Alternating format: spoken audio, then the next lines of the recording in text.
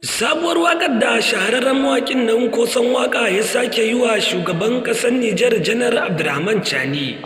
mai taken Tchani kafi ƙarfinsu kuma babu yadda za su iya da kai, wanda a yanzu haka masu sauraro sai ku gyara zama tsab da kuma biyo mu har zuwa ƙarshen wannan bidiyo don jin mu ɗauke da sabuwar waƙa da kuma zazzafan labari wanda muke tafa da shi.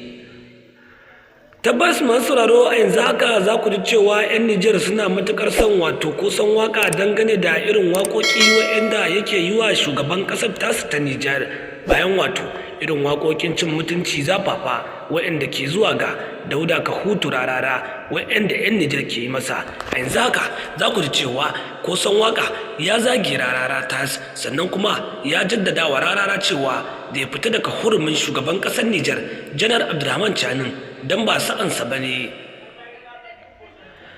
wanda yanzu haka ne muke tafa da wannan zazzafan labari dauke da kuma sabuwar waƙar. Masu sauraro a yanzu haka muna mai fatan za ku gyara zama da kuma biyo mu har izuwa ƙarshen wannan bidiyo don jin mu dauke da irin sabon labari da kuma sabuwar waƙar wadda muke tafa da ita.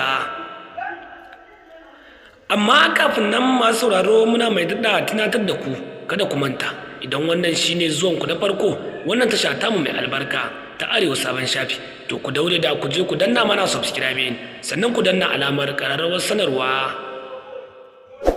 don samun zazzafar waƙar mu wadda muke tafa da ita da zarar mun dora. To fa masu sauraro dai a yanzu hakan sai ku gyara zaman don jin wato cikakken labarin wanda muke ɗauke da shi. A yanzu haka za ku ji cewa Kosan Waka ya fitar da kafiyoyinsa da kuma zafafan waƙoƙi a cikin wato waƙar da ya yi wa shugaban ƙasar Nijar, da kuma wato irin yadda za ku ji cewa 'yan Nijar suka jinjina wa Kosan Waka kasancewar irin yadda ya yi shugaban ƙasar Nijar ɗin Janar Abdurrahman Tchani. Sannan kuma ya ja kunnen Rarara don wato bayyana masa cewa da ya fita daga sabgar shugaban ƙasar Nijar, don shugaban ƙasar Nijar ba abokin yinsa ba ne, kuma in har ya ci gaba ya ƙi ji to ko ba ya ƙi gani ba. Don haka wanda yanzu haka dai wannan labari za ku ji cewa masu sauraro da ƙasar Nijar yake tafi dangane da irin yadda Kosan Waka ya koma mawaƙin ƙasar Nijar sakamakon wato irin yadda ya ga Rarara yana neman tozarta shugaban ƙasa mai adalci mai kuma kirki wato shugaban ƙasar ta Nijar. Tabbas masu sauraro ku ci gaba da kasancewa da mu a wannan tasha tamu mai albarka, sai ci gaba da kawo muku zaɓaɓɓun masu labaran da kuma ɗauke da sababbin waƙoƙi waɗanda muke da kasancewa da mu a wannan tasha tamu mai albarka.